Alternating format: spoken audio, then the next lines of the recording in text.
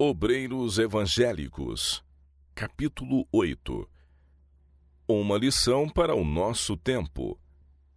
A experiência de Enoque e João Batista representa o que deve ser a nossa. Devemos estudar muito mais do que fazemos a vida desses homens, daquele que foi trasladado para o céu sem provar a morte e daquele que antes do primeiro advento de Cristo foi chamado a preparar o caminho do Senhor, a endireitar as suas veredas. A experiência de Enoque. A respeito de Enoque, está escrito que viveu 65 anos e gerou um filho. Depois disso, andou com Deus por 300 anos. Durante aqueles primeiros anos, Enoque havia amado e temido a Deus e guardara seus mandamentos. Após o nascimento do primeiro filho, atingiu uma experiência mais elevada. Foi atraído a uma comunhão mais íntima com Deus.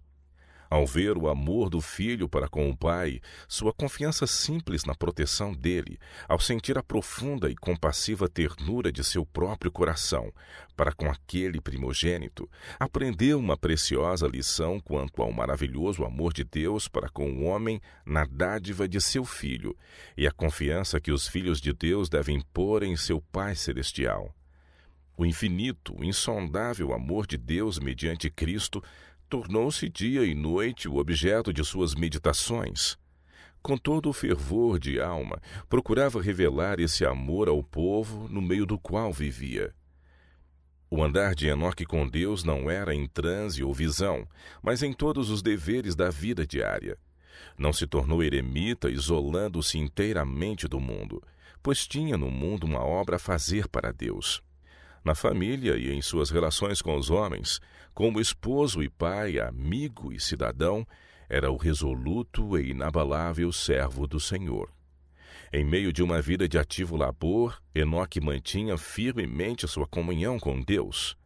Quanto maiores e mais prementes eram seus labores, mais constantes e fervorosas as suas orações.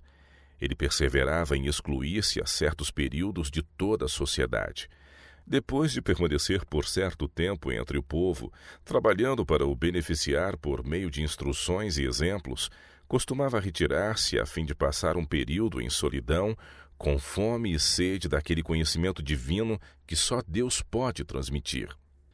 Comungando assim com Deus, Enoque chegou a refletir mais e mais a imagem divina. Seu semblante irradiava santa luz, a mesma que brilhava no rosto de Jesus Cristo.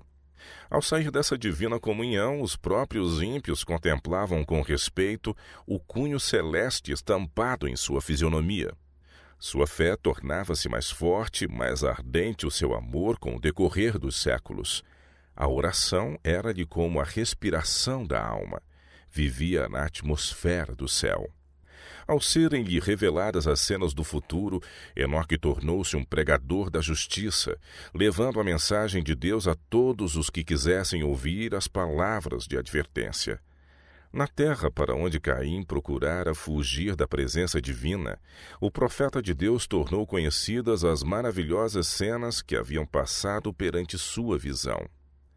«Eis que é vindo o Senhor», declarou ele, com milhares de seus santos, para fazer juízo contra todos e condenar dentre todos os ímpios por todas as suas obras de impiedade que impiamente cometeram.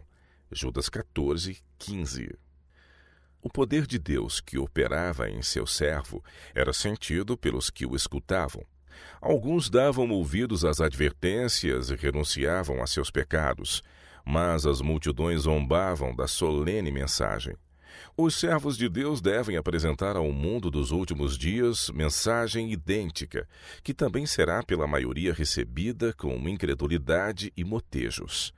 À medida que se passavam os anos, mais e mais volumosa se tornava a onda dos crimes, mais e mais sombria as nuvens do juízo divino.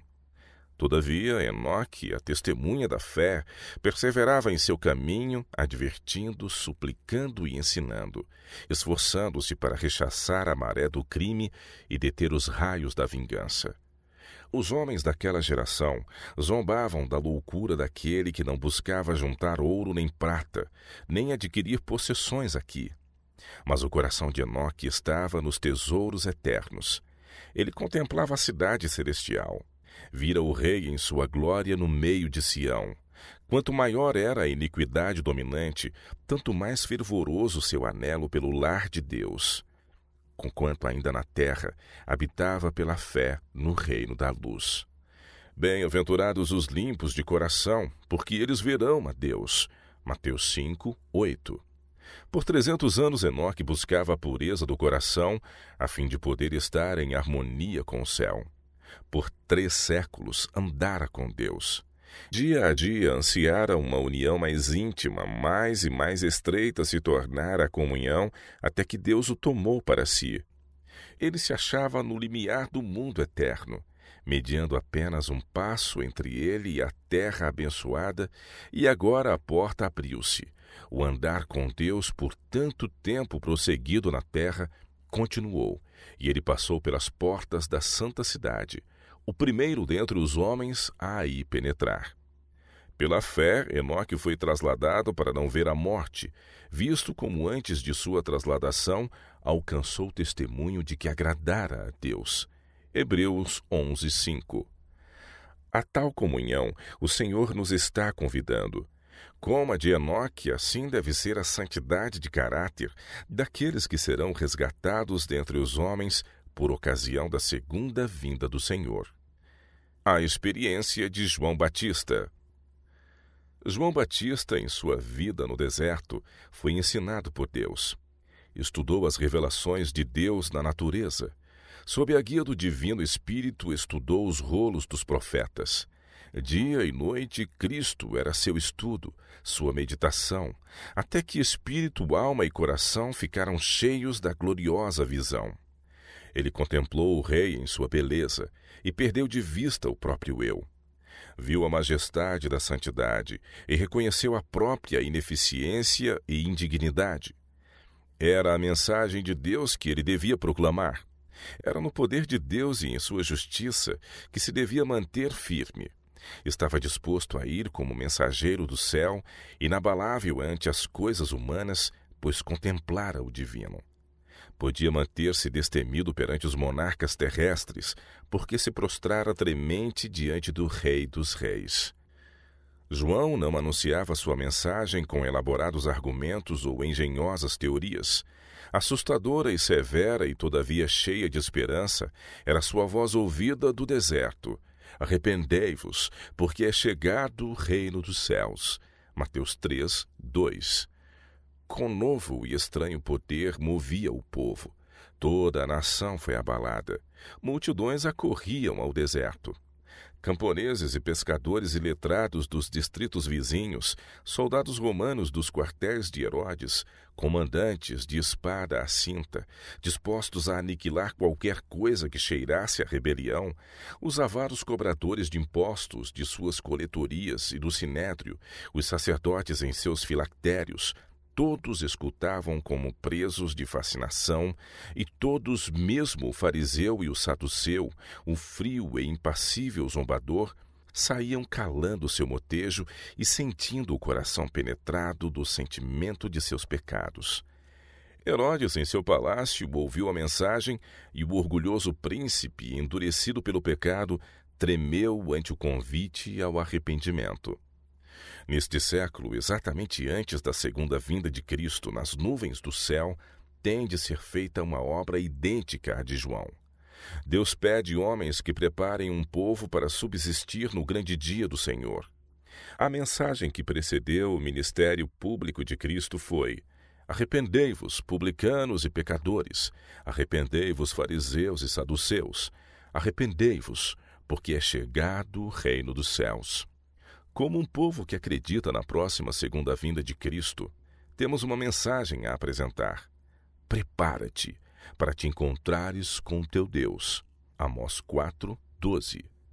Nossa mensagem precisa ser tão direta como foi a de João. Ele repreendia reis por sua iniquidade.